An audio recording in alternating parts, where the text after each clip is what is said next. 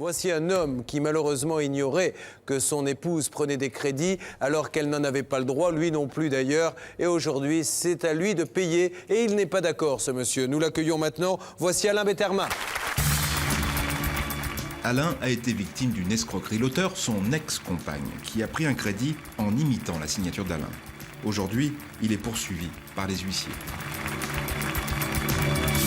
Bonsoir Alain, bienvenue sur le plateau de Sans aucun doute. Alors Alain, ce n'est pas votre épouse, mais votre concubine, qui donc a fait ses faux, puisqu'il s'agit bien de faux. Vous êtes ensemble à l'époque. Une personne, on va voir un reportage, bien sûr, et donner des coups de fil. Une personne vient la voir, la démarche pour lui vendre un appareil qui coûte cher. Elle n'a pas le droit de prendre de crédit, vous non plus. Non. Vous êtes tous les deux fichés Banque de France. Oui. Eh bien, malgré tout, en mettant n'importe quoi, parce que c'est vraiment n'importe quoi, une fausse date de naissance, Oui, absolument tout, total. elle va réussir à avoir l'argent. Et aujourd'hui, eh bien, elle a été condamnée, cette dame, Oui. et l'organisme de crédit vous dit, C'est à moi de payer. toi, mon coco, si je puis... Oui, c'est ça. tu vas payer. C'est ça. Et vous n'êtes pas tout à fait d'accord. Ah non, j'en ai ras-le-bol de ça. C'est des grosses sommes à payer tous les mois? Non, c'est au fil des années. Moi, j'ai déjà payé une bonne partie parce que je ne pouvais pas faire autrement. Il y a eu des saisies faits sur mes comptes que je ne pouvais pas faire autrement. J'ai pourtant fait des oppositions à tout ça, mais ça n'a servi à rien du tout.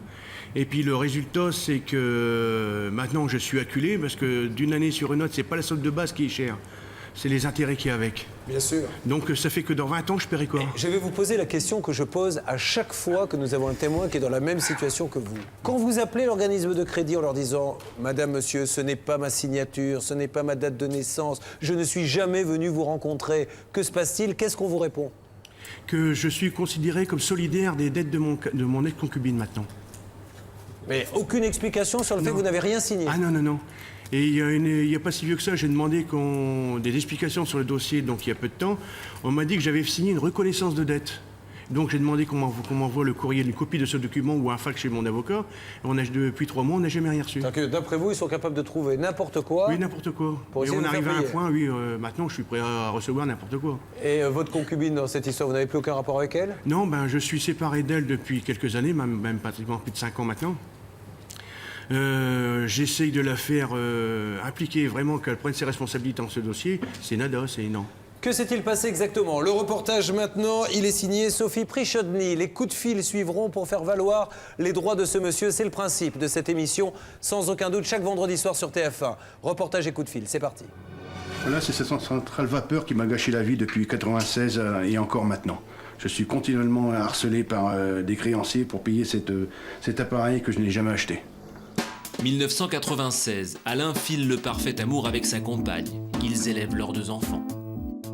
Tout va pour le mieux jusqu'au jour où l'entreprise d'Alain ferme ses portes. Les revenus du ménage sont divisés par 3, les dettes s'accumulent. Tous se serrent la ceinture, tous sauf sa compagne qui persiste à garder le même train de vie. Elle savait très bien qu'elle était financièrement dépendante de moi. Et elle savait très bien que je n'accepterais aucun crédit ou aucun système de crédit.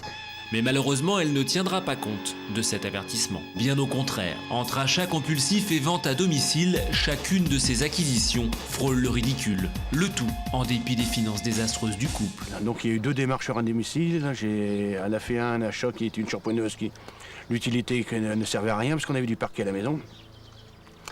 Le deuxième achat, c'est un combi fer à repasser vapeur et Karcher. Je vois pas l'utilité, j'en voyais pas du tout l'utilité parce que les fers à repasser, c'est pas ça qui manquait à la maison. Mais parce que sa copine, elle avait dit à cette époque, c'était bien qu'elle en avait un chez elle et que c'était très pratique. En fin de compte, cet appareil n'a jamais été utilisé. Il a toujours resté dans son emballage et puis il est resté donc avec elle. Je suppose que c'est elle qu'elle a dû le récupérer quand on s'est séparés. L'appareil est resté dans l'emballage, mais le démarcheur, lui, a été convaincant. Le prix de l'appareil est de 1 295 €, alors que dans le commerce, il vaut 4 fois moins cher. De toute façon, l'ex-compagne d'Alain n'a pas d'argent, mais notre démarcheur détient, lui, la solution miracle. Donc comme elle n'avait pas les moyens de le payer, donc la seule chose qu'il lui a proposé, c'est une société de crédit. Donc le faire payer cet achat par crédit, donc par remboursement mensualité à long terme. Parce que cette mensualité et le remboursement est fait sur 48 mois. Interdit bancaire, elle sait pourtant qu'elle n'a pas le droit de souscrire un crédit. Peu importe, pour que sa demande soit acceptée, elle va mentir. Elle va déclarer Alain emprunteur principal. Puis sans se démonter, elle va falsifier son nom, son lieu et sa date de naissance. Elle ne fournit aucune pièce d'identité. La preuve, la case prévue à cet effet est vide. La signature, elle, est grossièrement imitée, tout le reste du contrat est à l'avenant. Et malgré ces incohérences, le crédit est accordé. Ce n'est que bien plus tard, alors qu'il s'est séparé de cette femme, qu'Alain va découvrir par voie d'huissier la supercherie. Donc la saisie a été faite sur mes comptes bancaires. Le premier versement était de 417,15 € et après, mensuellement, j'ai payé 6 fois 136 €. Arrive un moment, j'ai dit c'est plus la peine, je ne peux plus continuer à payer, je trouve ça inadmissible parce que je n'avais pas de retour de sa part. Il était censé me rembourser l'argent que je sortais d'un côté, il devait rentrer de l'autre. Malheureusement, son ex-femme ne va jamais verser le moindre centime. Aujourd'hui, Alain a déjà remboursé près de 1 000 €. Alors, pris à la gorge et sans réponse de son ex-concubine, il fait appel à la justice. Et après plusieurs années de procédure, Alain va obtenir gain de cause.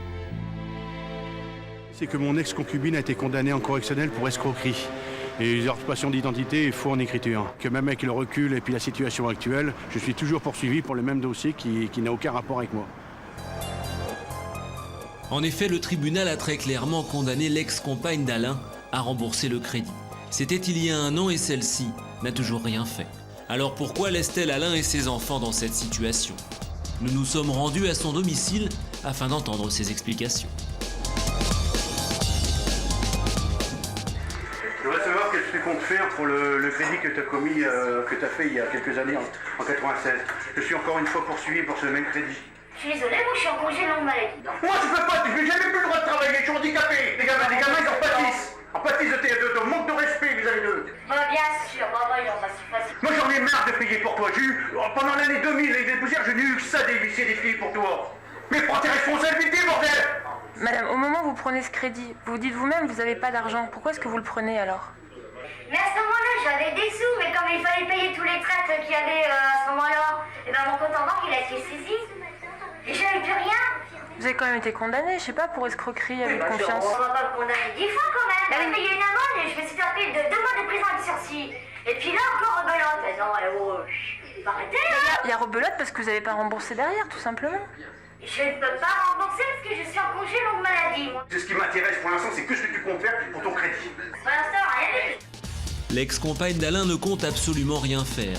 Alors il ne lui reste qu'une seule solution, se retourner contre l'organisme de crédit. Et cela a failli fonctionner.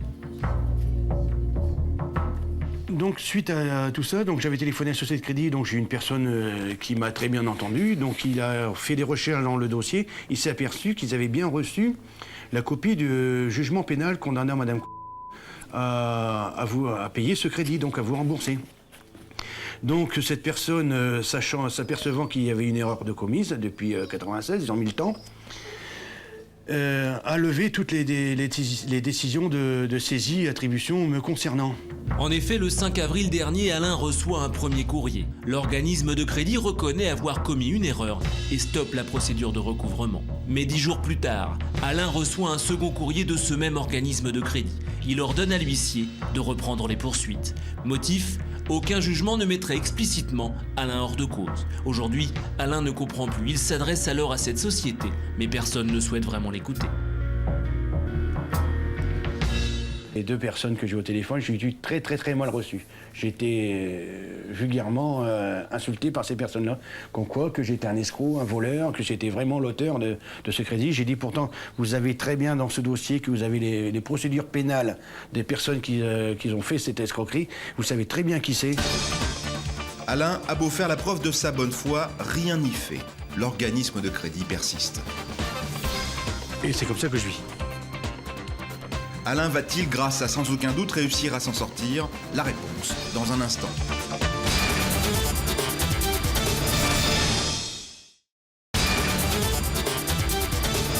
Il y a quelques minutes, nous recevions Alain. En juin 1996, son ex-concubine achète une centrale à vapeur d'une valeur de 1 300 € à crédit en imitant la signature d'Alain. Malgré un jugement qui prouve l'escroquerie, l'organisme de crédit continue de lui réclamer de l'argent.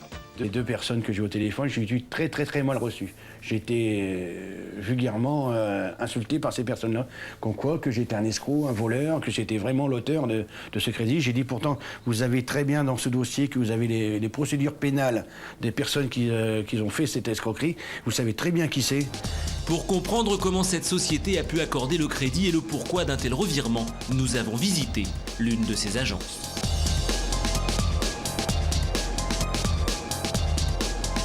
Il faut savoir comment vous avez pu remplir un dossier de crédit, accepter un dossier de crédit sans pièce d'identité, sans justificatif de salaire ni de ressources. Et les 3/4 du dossier est vide.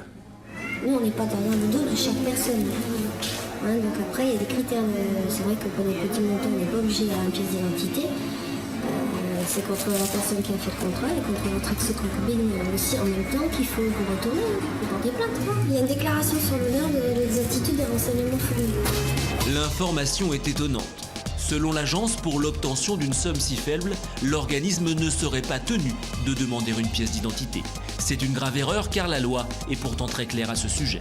Peu importe la somme, l'organisme est tenu de demander cette pièce. L'oubli est-il volontaire ou est-ce une simple erreur ? Pour Alain, ce rendez-vous est un nouvel échec. Mais celui-ci n'a pas l'intention de baisser les bras. Avec les intérêts qui courent, si rien n'est fait, c'est pendant 20 ans qu'il devra rembourser ce crédit. Alors aujourd'hui, c'est avant tout pour ses enfants qu'il a décidé de se battre. Et quand c'est les enfants, ils me demandent d'acheter ceci, ils me demandent d'acheter cela. Bon, j'ai dit c'est pas possible dans l'immédiat. Donc la situation n'est pas redressée, je ne peux rien faire.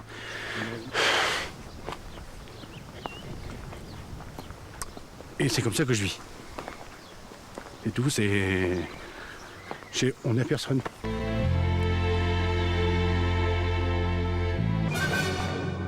L'enquête est signée Sophie Prichodny. Vraiment, monsieur, aujourd'hui, ça vous empêche de vivre normalement cette histoire? Oui, bien sûr. Parce que j'ai toujours peur, c'est qu'un jour je rentre à la maison, que la maison soit vide. Parce que ce qui nous attend derrière, c'est la saisie-attribution totale, donc la saisie des meubles. Je sais que j'ai déjà eu beaucoup de problèmes avec elle à cause de ça. Mais le seul problème que j'ai, c'est qu'on vide corps mes comptes bancaires sans me prévenir. Parce que la banque m'avait prévenu après que l'argent soit parti. Et puis là, je me suis retrouvé encore une fois en interdiction bancaire parce que j'avais émis des chèques normalement comme tout le monde, mais je ne pouvais pas deviner qu'il n'y avait plus d'argent sur les comptes. Donc l'interdiction bancaire sera levée qu'à seule condition que je ramène tous les chèques, donc ça va prendre encore à peu près 6 mois, 1 an, et j'arriverai à me restabiliser financièrement, j'arriverai à remettre tout à plat, à condition que cette société-là ne m'assassine pas encore une fois derrière, me demande quoi, comme là ces jours-ci, enfin il y a quelques semaines, 2700 € pour rembourser encore un prêt qui n'a rien à voir. Financièrement, vous avez du mal à vous en sortir? J'ai beaucoup de mal à m'en sortir, oui. Vous vivez avec des enfants? Je vis seul avec mes enfants. Vous avez combien d'enfants, monsieur? J'ai deux petits-enfants. Une fille de 11 ans et un garçon de 9 ans. Vous n'arrivez pas à leur faire... Non, je ne peux pas. Ils ont des besoins, ils ont des loisirs que je ne peux pas leur acheter actuellement parce que c'est pas possible. Qu'est-ce que vous attendez de l'émission Sans aucun doute? Moi, je veux que cette société de crédit annule toutes les poursuites à mon encontre. Et puis moi, je voulais être remboursé de l'intégralité de l'argent versé et saisi tout ce qui avait été pris dessus. Alors ça va être très difficile. Déjà, si on arrive à obtenir que vous n'ayez plus rien à payer à partir de maintenant, c'est déjà pas mal. On va également leur demander, bien sûr, d'essayer d'annuler le reste. J'y crois peu, mais on peut quand même essayer. Ceci étant dit, encore une fois, on va le répéter pour la millième fois, des hommes politiques, qu'ils soient de droite ou de gauche, peu importe, mais qui ont un pouvoir.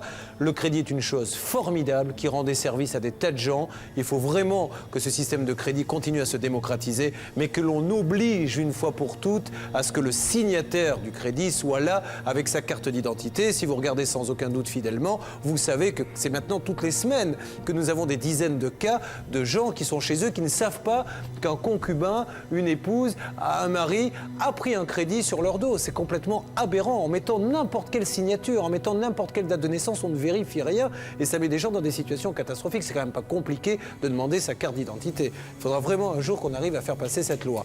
En attendant, je vous propose de commencer à donner quelques coups de fil et nous allons bien sûr démarrer peut-être par l'organisme de crédit directement. C'est parti, la régie fait le numéro.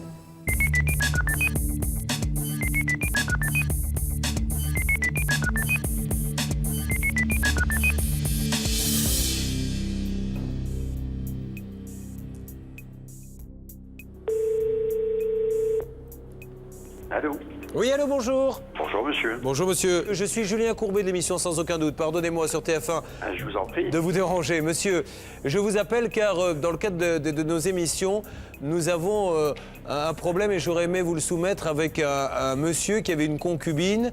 Les deux étaient fichés Banque de France. Cette concubine a été démarchée par une personne qui a essayé de lui vendre une centrale vapeur assez chère puisque je crois qu'elle était d'une valeur à l'époque de 8 500 francs. Comme ils sont fichés tous les deux, ils n'ont pas le droit de prendre de crédit, etc.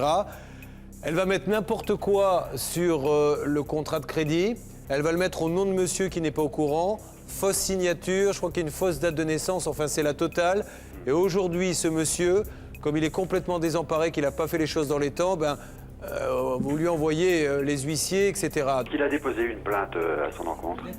Elle a été condamnée, monsieur. Il a déposé plainte et elle a été condamnée pour escroquerie. Mais aujourd'hui, vous continuez apparemment, et c'est pour ça que c'est bien qu'on puisse dialoguer, de récupérer l'argent chez lui, alors qu'il n'a jamais rien pris, ni crédit, ni rien. Bon, écoutez, c'est un dossier qui nous a posé problème et nous avons réclamé de toute façon toutes les pièces à notre direction générale. Bon, nous devrions les recevoir sous quelques jours. Alors, je ne sais pas, est-ce qu'il y a une possibilité? Est-ce que vous souhaitez... Oui, bien sûr qu'on peut redialoguer dès que vous les... Ça me gêne énormément. Je sais qu'effectivement, de toute façon, il y a eu un problème dans ce dossier, ça c'est certain. Voilà, simplement, nous, d'une manière générale, monsieur... Ça m'embête pour ce monsieur, d'ailleurs. Mais oui, parce qu'il est dans une situation avec 2 enfants, là, on le menace de le saisir, il est un peu inquiet. Mais on est bien d'accord, monsieur, vous avez besoin... Je l'ai eu au téléphone, d'ailleurs, ce monsieur, je lui ai fait part de mon sentiment à ce sujet, et c'est vrai qu'il y a un truc que j'ai du mal à comprendre. Voilà, c'est pour ça que j'attends toutes les pièces, si vous voulez, parce que là, il me manque des éléments. Alors, mais est-ce qu'on est d'accord sur le fond et sur le principe qui consiste à dire qu'il n'a rien signé, cet homme, il ne s'est jamais déplacé dans une de vos agences, et aujourd'hui, il est puni, quoi. C'est ça. Bernard Sabat. Juste un point, monsieur. Ce qui est important à savoir, c'est que l'objet qui était à l'achat à l'époque était de 8 500 francs, d'accord? Et aujourd'hui, les sommes qu'on lui demande, c'est 2 700 € qui correspondent à des frais et des intérêts. Donc vous voyez quand même qu'il a quelque part largement remboursé cette somme-là. Je pense qu'au niveau humain, avec 2 enfants, élevant lui-même cette famille, on va dire tout seul, je pense quand même que vous pourriez revoir votre position si vous le permettez. Et dernier point, monsieur, le temps que vous avez besoin de ce dossier, on en est tous conscients. Mais est-ce que là, déjà, puisque le doute est quand même là, vous ne pouvez pas donner un petit coup de fil à l'huissier pour qu'au moins, là, demain, imaginez que l'huissier décide demain d'intervenir, Non mais on sait jamais. Ça, c'est un détail, ça se pose aucun problème, bien entendu. On bloque tout ça, bloquer tout ça, ça va le rassurer le temps que vous ayez le dossier, puis on se rappelle quand vous avez le dossier. C'est la moindre des choses, Tout à fait. Maître Nankovic. Oui, bonjour monsieur. Alors simplement, on a tous conscience, on est bien d'accord que ce plan judiciaire, il n'a pas fait ce qu'il fallait. Et s'il avait fait en temps et en heure ce qu'il fallait, aujourd'hui, on ne serait pas effectivement là à vous appeler et à tenter de solutionner ce dossier. Mais vraiment, on fait appel véritablement à votre sens humain, parce que cet homme se retrouve dans une situation d'injustice absolument épouvantable, parce qu'il n'a rien fait et un tribunal correctionnel l'a reconnu officiellement.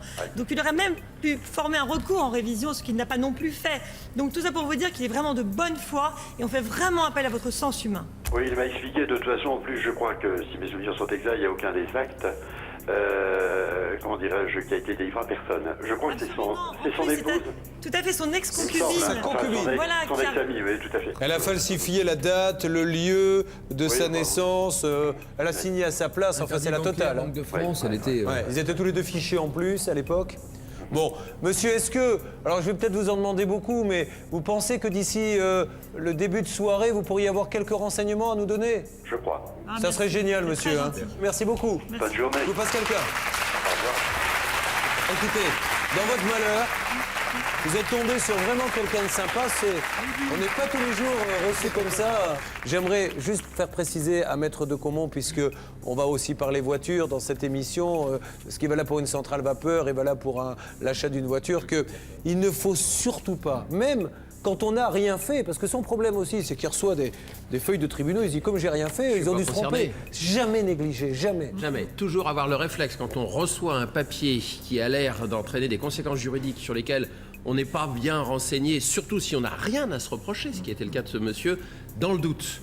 C'est à ce moment-là qu'il faut demander conseil à un avocat et ça peut être gratuit. Il y a des consultations gratuites organisées auprès des tribunaux, dans les mairies, ça se rencontre partout. Ça va très vite, ça peut ne rien coûter et ça peut vous permettre justement d'éviter la catastrophe. Vous faites à ce moment-là l'action qui vous met à l'abri définitivement. Parce que c'est ça qui est quand même incroyable dans cette affaire. C'est que vous avez un innocent qui n'a rien fait, qui, parce qu'il n'a pas répondu à certains papiers, se retrouve accusé et obligé de payer. Donc c'est pour ça qu'il ne faut pas négliger ces papiers-là. C'est vrai que le système est un peu tordu quelque part, mais c'est comme ça, on ne va pas le changer aujourd'hui, en tout cas pas moi. Donc dès que vous avez des papiers comme ça, immédiatement allez consulter quelqu'un, sinon c'est vous qui allez devoir payer pour quelqu'un d'autre. Et ça, c'est pas tout à fait normal.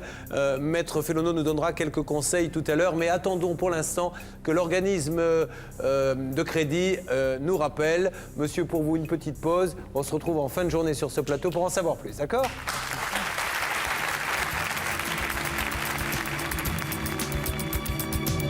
Nous sommes en fin d'après-midi. Nous rappelons comme prévu l'organisme de crédit.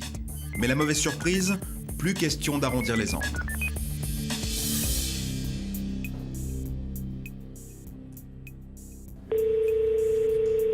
Allô ? Allô ? Oui, bonjour. Bonjour. Je suis Julien Courbet de l'émission Sans aucun doute sur TF1. Nous avions un rendez-vous téléphonique avec un responsable, monsieur... Oui, il est en réunion, là. D'accord. C'était quel dossier ? Alors, c'est le dossier d'Alain Bettermin. D'accord. Donc j'avais dit à ce monsieur, parce que je l'avais eu au téléphone, que je demandais les pièces pour pouvoir étudier plus à fond son dossier. On vous les a envoyées, les pièces, hein ? Non, j'ai juste eu une copie d'un jugement. Je comprends pas, parce que vous les avez pas, vous n'avez aucun dossier là-bas. Ah non, non, non. Nous avons eu ce matin quelqu'un qui nous a dit « Je regarde le dossier, je vais le regarder, il a été dans l'informatique. » Non, non, j'ai dit... Nous avons eu personnellement ce monsieur tout à l'heure qui nous a dit « Appelez-moi à 17h30. » Je me serais renseignée entre-temps. Je me serais renseignée, non, parce que etc. je crois que... Oui, mais je crois qu'il a reçu plusieurs appels. Oui. Et on l'a incité effectivement à ce qu'il vous dise de rappeler à 17h30. Mais je crois qu'il a dit que qu'on n'avait pas les pièces. Non, madame. Il y a une chose que je ne comprends pas, madame. Quelle pièce vous n'avez pas? C'est vous qui avez le dossier de crédit, c'est vous qui avez instrumenté un huissier, donc vous savez bien ce que ça a donné. Qu'est-ce qu'il vous manque? Madame, s'il vous manque le jugement du juge de l'exécution, la décision pénale et également le jugement du tribunal d'instance qui condamne effectivement Madame a versé à Monsieur Bertimin effectivement toute la créance, tout le monde à le garantir. On vous le faxe tout de suite, il n'y a pas de souci. On vous faxe ces documents et vous nous répondez dans 5 minutes. Non, madame, moi je préfère étudier à fond le dossier avant de vous répondre. Si vous le permettez, bien sûr. En tout cas, madame, écoutez, moi je trouve que sincèrement, hein, c'est pas très sérieux cette façon d'agir parce qu'on a appelé depuis 9h ce matin, madame. Donc depuis 9h, on nous balade un petit peu à droite à gauche. J'ai l'impression que vous essayez... Attendez, laissez-moi finir, madame. J'ai l'impression que vous essayez, dans votre organisme de crédit, de jouer un petit peu la montre. Je trouve pas ça très sympa. Non, ce monsieur n'a jamais signé ce contrat. Sa concubine a été accusée. Et vous avez le dossier, puisque quand on l'a eu ce matin, on l'a eu en ligne ce matin. Dans le cadre de l'émission, madame. Et ce monsieur nous a dit oui, effectivement, je vois qu'il y a des soucis dans ce dossier. Je vais demander à l'huissier de suspendre cette poursuite. Il a même dit qu'il allait suspendre, qu'il allait appeler l'huissier. Alors ne dites pas que vous n'êtes pas au courant. Ou alors, je sais pas, vous dites-nous, madame, on a un gros problème par rapport à ce dossier, on a besoin d'un peu de temps, mais me dites pas. C'est ce que je vous dis, monsieur. Mais pendant ce temps-là, il fait quoi, là, lui? Vous dites dans 5 minutes. Mais non, mais... Il fait quoi, le monsieur? Il va être saisi, madame. Non, monsieur, il va pas être saisi. Mais dérangez votre collègue, posez-lui la question déjà. Pourquoi il nous a dit qu'il nous répondrait à 17h30, madame? De toute façon, puisqu'il y a un problème, je pense qu'on a demandé à l'huissier de suspendre l'exécution pour l'instant. Vous êtes sûre ou vous pensez, madame? C'est important pour lui. À l'interlocuteur de ce matin, s'il vous plaît. Soyez gentil. Est-ce que vous pouvez pas lui demander s'il a pas 30 secondes? Non, mais non, il est parti, là. Je peux pas lui demander. Oh, c'est n'importe quoi. Non, écoutez, là, madame, il vaut mieux rien dire, hein, je pense, dans ces cas-là, parce que... Donc, je veux bien qu'on tergiverse, que vous analysiez le dossier. On peut mettre 15 chercheurs du CNRS dessus, madame, si vous le souhaitez. Sa femme l'a escroqué, le juge en a décidé ainsi. C'est clair comme de l'eau de roche. C'est pas sa signature. Je peux vous faxer sa carte d'identité, si vous voulez, et vous comparer les deux signatures. Un enfant de 4 ans va s'en apercevoir. D'accord, mais est-ce que vous pouvez me laisser un peu de temps pour que je regarde quand même le dossier? Parce que combien il vous faut de temps? Mais demain, je pense que demain, ce sera bon. Bon, on s'appelle demain matin. Très bien, merci. Merci. Au revoir, monsieur. On a ce qu'il faut, on a les coordonnées. C'est un responsable. Voilà, vous l'avez entendu, on nous donne donc un rendez-vous téléphonique demain matin, c'est-à-dire au moment où je vous parle, maintenant, puisque tout ce que vous avez vu jusqu'à présent a été enregistré hier. C'est donc l'occasion de faire revenir sur le plateau Alain Betterman, qui du coup est resté à Paris hier soir, pour rappeler, puisque cette dame voulait un petit peu de temps pour analyser le dossier. Alain nous rejoint une nouvelle fois.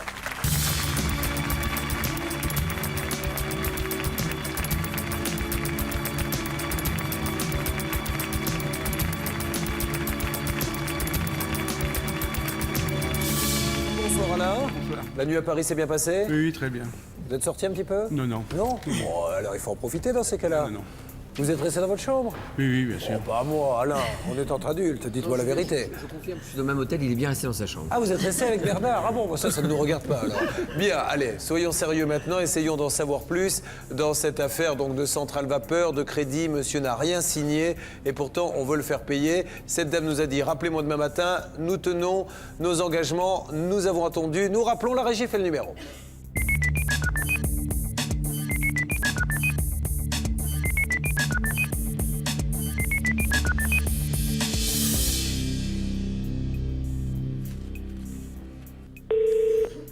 Bonjour. Oui, bonjour madame. Pourrais-je avoir, s'il vous plaît, une responsable? C'est à quel sujet? Elle attend mon appel. C'est Julien Courbet de l'émission Sans aucun doute sur TF1. Elle m'a dit de la rappeler ce matin. Je suis madame, je suis la responsable. Oui, d'accord. Donc, est-ce que vous êtes au courant de notre appel? Du motif? Oui, on attendait des pièces. D'accord, elle m'a dit de l'appeler ce matin. Mais on n'a pas encore reçu les pièces. Oui, mais madame, on peut pas faire durer cette histoire comme ça éternellement. C'est pas, excusez-moi, c'est pas très sérieux. Il y a quand même eu des fausses signatures. Je crois que la moindre des choses commercialement, c'est de se mettre en quête pour essayer de faire accélérer ce dossier. Parce que de toute façon, madame, vous pensez bien que je ne m'amuse pas à faire une émission de télévision sans avoir vérifié devant des millions de téléspectateurs ce que je dis. Donc c'est des faux, madame. Donc on peut vous envoyer ça par fax. Enfin, et vous les avez les pièces? Mais qu'est-ce qu'il vous faut comme pièces? C'est ça qu'on n'arrive pas à savoir. Nous, eh bien, tous les jugements qui ont été rendus dans le dossier.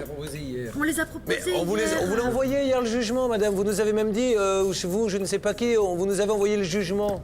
Vous voulez qu'on vous le lise à l'antenne? Non, mais on n'a pas reçu tous les jugements. J'ai pas tous les jugements. De toute façon, je les attends du siège, donc je vais les recevoir. Bon, mais vous allez les recevoir aujourd'hui? Non, ben non, je sais pas quand exactement. Oh mais madame, là, excusez-moi, mais franchement, moi là, je comprends pas. Là, excusez-moi de vous le dire, mais c'est à se demander si vous vous moquez pas de vos clients, quoi. Vous avez un client qui se retrouve dans une situation intolérable parce que vous avez accepté de faire passer des crédits sans rien vérifier, avec des faux et des fausses signatures, et vous êtes en train de dire, faut attendre que le siège, depuis hier matin 9h, un groupe comme le vôtre n'est pas capable de recueillir des pièces. Non, les pièces, elles peuvent pas arriver en... Mais il est où alors, physiquement, il est où votre siège, madame? Non, mais de toute façon, les pièces ne sont pas au siège, elles sont à... Elles sont où? Un endroit spécial. Un endroit spécial qui est un endroit secret? Il est où cet endroit spécial? Oui, c'est ça. Donc, non, mais de toute façon, je les ai demandé, les pièces, donc j'attends qu'elles arrivent. Hein. Vous vous rendez compte que les téléspectateurs, là, depuis 96, c'est ça? Vous le baladez. Ça donne pas envie de prendre un crédit chez vous, parce que quand on a un problème et qu'on a raison... Excusez-moi, il faut avoir 10 ans devant soi pour le régler. Depuis 96, ce sont des faux, madame. Vous verrez le reportage, ça se voit comme le nez au milieu de la figure. Ça a été jugé. Et depuis 96, vous êtes incapable de résoudre le problème. Mais c'est de la folie. Surtout pendant ce temps-là, on le fait exécuter, lui reçoit la visite de l'huissier. Il y a l'huissier qui vient chez lui, mais c'est complètement fou. C'est comme ça que vous traitez les clients? Non, non. Bon, alors, madame... Écoutez, on est 6, monsieur, reste à l'hôtel à Paris parce qu'on avait rendez-vous avec vous ce matin. Parce qu'une personne nous dit qu'il faut nous appeler demain matin. C'est se foutre de la gueule du monde. Ça fait depuis 7 ans maintenant qu'il attend. Vous laissez passer des faux au lieu de faire profil bas et de dire ça peut arriver, on va vite régler ça. C'est vraiment... t'es qu'un petit, tu te démerdes. Tout à fait. Et en plus, vous êtes le 3e interlocuteur qui vous prétendez être le responsable. Alors, qui est le responsable? Je pense aussi à se poser la question. 3e interlocuteur. Si, alors, je peux vous dire, j'ai eu... Vous le connaissez? Voilà, ça fait 1. Vous comptez avec moi. Hein. J'ai eu... Vous connaissez? Ça fait 2. Vous êtes madame... Vous connaissez? Ça fait 3. Il y en a on va en avoir combien? Alors, comment s'appelle le directeur national, s'il vous plaît? Non, je préfère pas vous le dire. D'accord, on va le On peut le trouver sur Internet, il n'y a pas de souci. C'est quoi? C'est un agent secret? C'est un agent double? C'est James Bond? Non, moi je vous ai dit que j'attendais les pièces pour pouvoir répondre dans le dossier. Bon, madame, je vous remercie. À tout à l'heure, j'espère. Au revoir.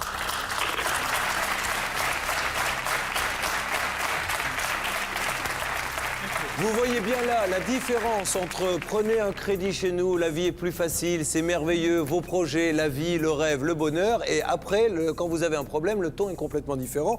On se moque, ni plus ni moins, de ce monsieur. Parce qu'il n'y a pas d'autre façon de penser. Hein. Et de nous, par la même occasion. Mais nous, c'est pas grave. Je veux dire, moi, je suis payé pour qu'on se moque de moi. Mais ce monsieur, lui, n'a rien demandé. Là, je lance un appel à la CIA, au FBI. Mais également à Interpol, à James Bond s'il est dans les parages, à SAS, à Maigret aussi, avec sa pipe, pour lui dire si vous connaissez le nom du directeur de cet organisme de crédit, il faut dévoiler son identité, nous en avons besoin. Allez, dans quelques secondes, nous en saurons plus. Nous rappellerons. Cela fait donc 48 heures que ce monsieur est dans nos murs et qu'il nous voit donner des coups de fil et donner des coups de fil, parfois houleux, bien que nous estimons que ce monsieur est parfaitement dans ses droits. Alors monsieur, je me déplace quelques instants. Vous savez lire, évidemment ? Je vous demande de lire ceci à voix haute, ce petit carré, s'il vous plaît, pour nos téléspectateurs. Suite à notre entretien téléphonique de ce jour avec notre président général, directeur général, nous vous confirmons que nous abandonnons toutes les poursuites en portant compte de M. Betterman. Situation distinguée. Ça vient d'arriver il y a 5 minutes. Il est tout chaud, il sort de la machine.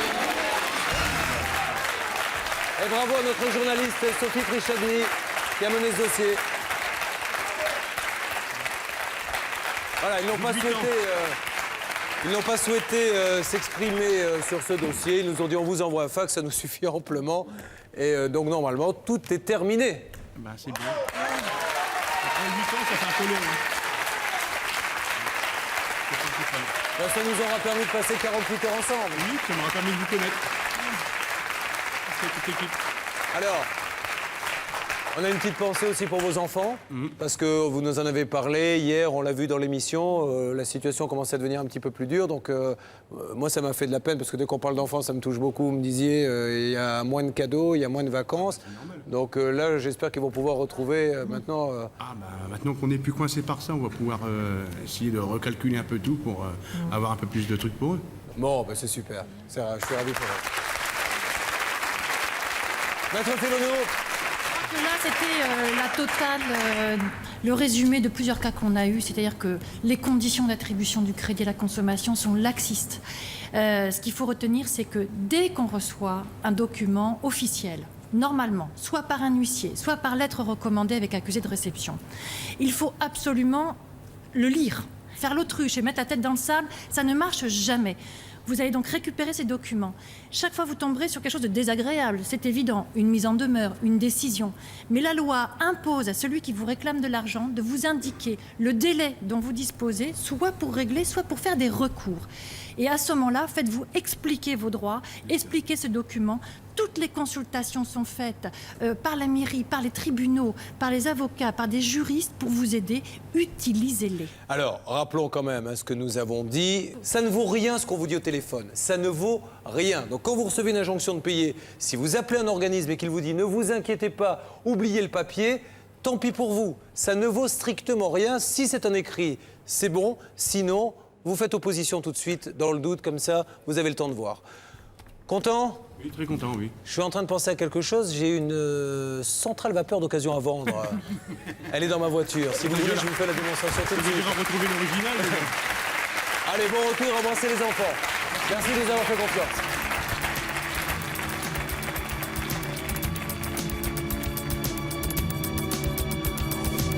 La décision qui a été rendue, ça me retire une énorme épine du pied. Je peux respirer, on va pouvoir revivre correctement et puis normalement sans avoir obligé d'avoir peur derrière. Puis je leur dis un vrai bravo et un grand merci de l'évolution du dossier.